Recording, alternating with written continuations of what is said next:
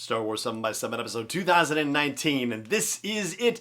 Our final episode happens to coincide with the year of release of a Star Wars movie, at least for now. And this one is going to be about the Rise of Skywalker and family themes and dynamics driving this movie. Punch it!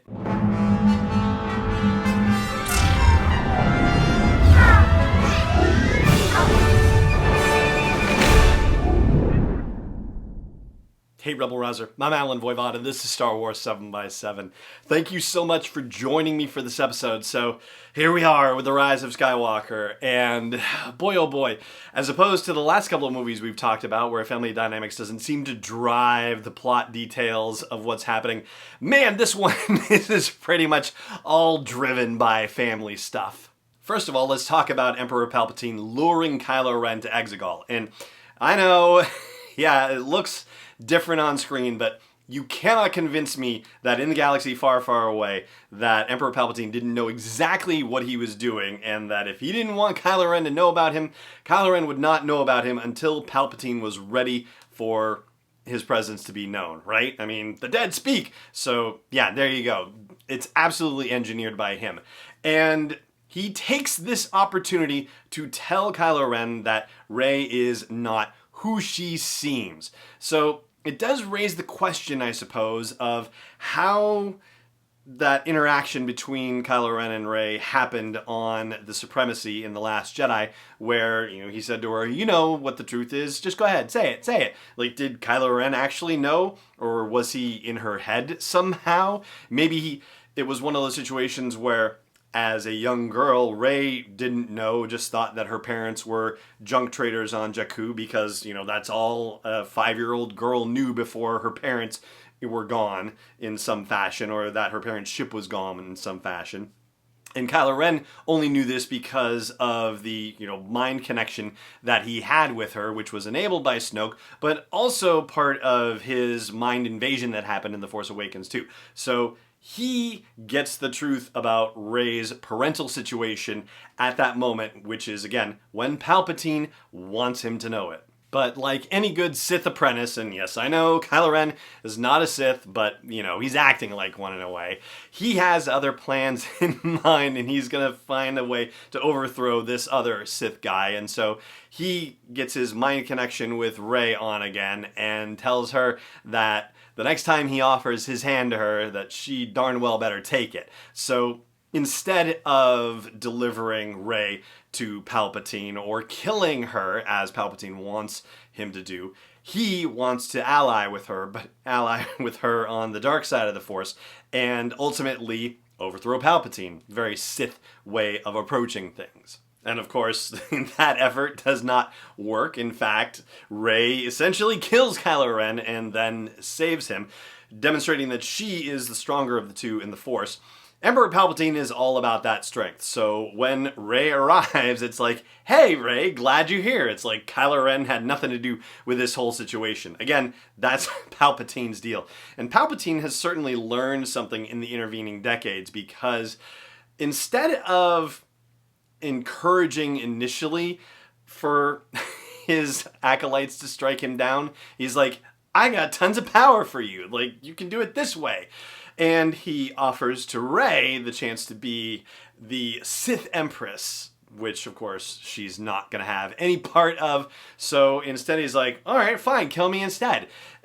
Which is the same thing that he offered to Luke, and like, all right, so this, you know, new thing didn't work. Let's go back to the old thing. Like, strike me down, but guess what? I'm gonna take your body over and be all nice and refreshed. It's fabulous. But the only way to save your friends is to do that. That's the part that he didn't offer Luke, is like, strike me down and you can save your friends. Nope, you're watching your friends all die. Like, use that anger to strike me down. It's great. There's nothing about Luke saving friends in that whole business. So yeah, Palpatine has clearly learned a lesson or two. But as we learn in the original trilogy, A, blood does not determine your destiny. Luke Skywalker does not take Vader's place at the Emperor's side, and Rey will not follow in her grandfather's footsteps one way or the other. And B, It's about choosing the family that you want to identify with. And in this particular case, Rey chooses to identify with the Skywalker family, just like Luke decides that he is going to redeem his family's name and go back to the way that it was. Sort of. And so there you go. Most of the family dynamic stuff from The Rise of Skywalker. There is one particular thing that has been discussed and debated that I haven't talked about yet, and that has nothing to do with the whole Skywalker Saga business, but it's worth exploring, and I will do that after the break. Stay tuned.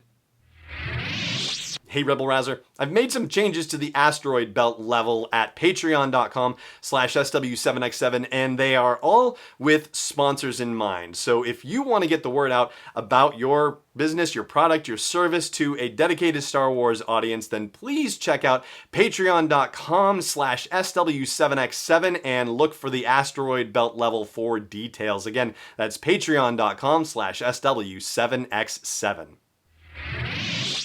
Welcome back. So, the other family thing that has nothing to do with the Skywalkers is the family thing between Lando and Janna, or at least the supposed, the hypothesized, the debated possibility that Janna is Lando's daughter. Let's set the record straight. It has not been officially confirmed that she is Lando's daughter. This is just rumor and speculation at this point. However, there are some bits of information that are shared in the Rise of Skywalker visual dictionary that certainly strongly hint at the possibility, or at least give enough information where you can't rule out the possibility. In specific, we know from the visual dictionary that Lando had a daughter, and this daughter was born 21 years prior to the events of The Force Awakens. And the way they mark time in there is with the Starkiller incident, as in Starkiller-based firing on a Hosnian Prime. So it's either before Starkiller incident or after Starkiller incident. So 21 BSI is when Lando's daughter is born, and 2 years later, the infant daughter vanishes. And the visual dictionary says that the First Order was targeting former rebellion heroes, and so it is clearly stated that it is the First Order responsible for the kidnapping of his infant daughter. Now, that means that when we see Lando in The Rise of Skywalker, his daughter would be 22 years of age. And the description for Janna in the visual dictionary only gives her age as quote-unquote early 20s based on standard galactic years. So she's in the range, and she was part of the First Order. We know the First Order kidnaps infants, so she was certainly one of those.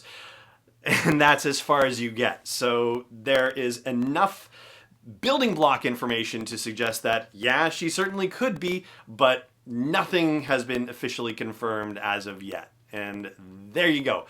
That is going to do it for our conversations about The Rise of Skywalker and family dynamics driving the movie, and that is going to do it for this episode of the podcast. Thank you so much for joining me for it, as always. And may the Force be with you, wherever in the world you may be.